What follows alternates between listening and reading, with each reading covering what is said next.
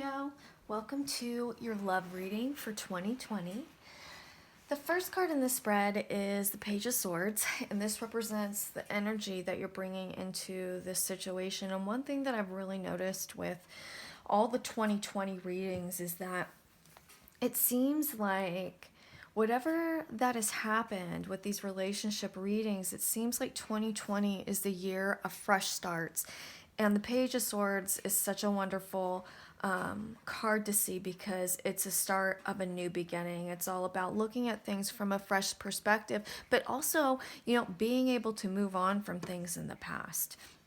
Now, the next card is the reversal of the Four of Swords, and this is where you're at in regards to this relationship. And what I like about this card is that, normally if the card is upright, it'd be like, you know what, you kind of just need to leave this situation alone and not really act on it. But since it's reversed, the divine is saying, hey, it's time for you to move forward. And that's the type of energy that you're putting forth in regards to this situation.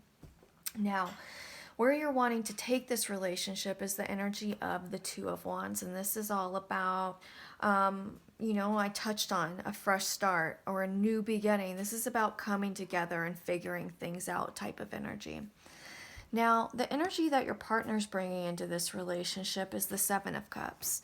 This person is easily overwhelmed with what's in front of them. And sometimes, they choose a decision that is the easy out. And it's because they're so overwhelmed with what's in front of them that they just have a hard time figuring out what to do.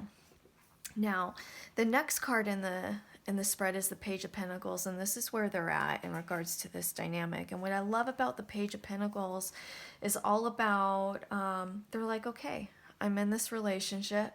I want to continue, pursuing this relationship with you, but also going deeper. I want to connect deeper.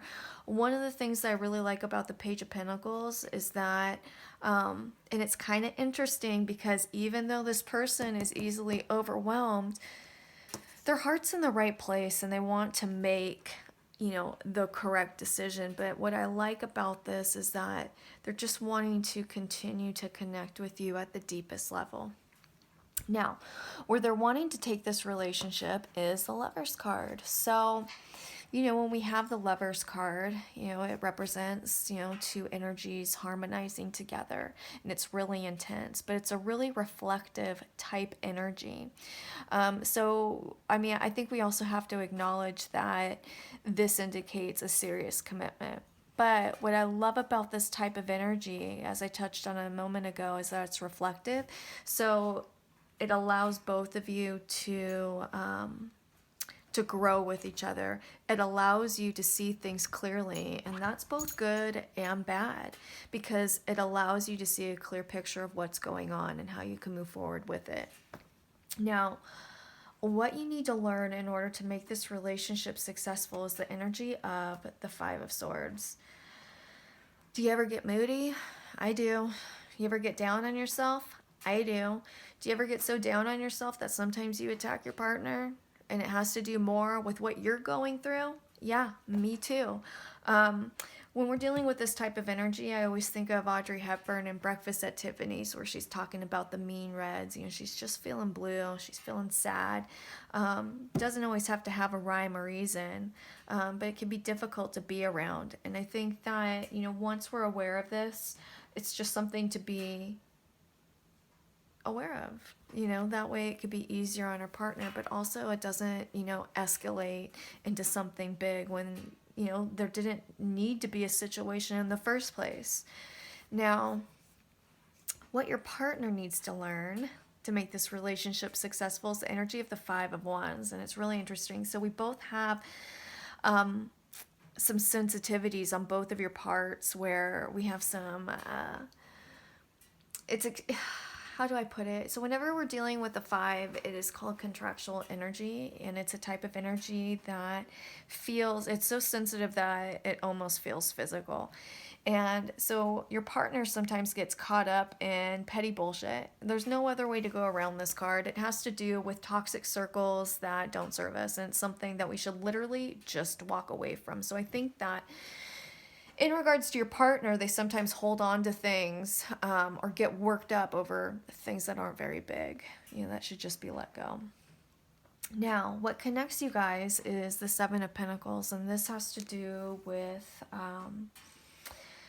saying, okay, relationships need work. It's about the willingness that both of you have to work on this relationship so that you can have something long lasting. Now, what I really like about the outcome is that we have the Ace of Cups. Now, I touched on before in the beginning of this reading that it just seems like 2020 is a year for a new beginning or a fresh start, and that's what the Ace of Cups is. This is all about, and what I feel about this relationship is that you've probably been together for a while. The energy I'm getting is let's leave the bullshit in the past and let's move forward. There's still a lot of our deep emotional connection that we're working with here. We have the tools within this dynamic to make it work. And you're both willing, and that's so important, to make it work. But what I love about the Ace of Cups is that ultimately this relationship makes you feel fulfilled. So with that said, if you're not subscribed, if you could please subscribe to my channel, if you wouldn't mind liking my video, and if you're already a subscriber, welcome back.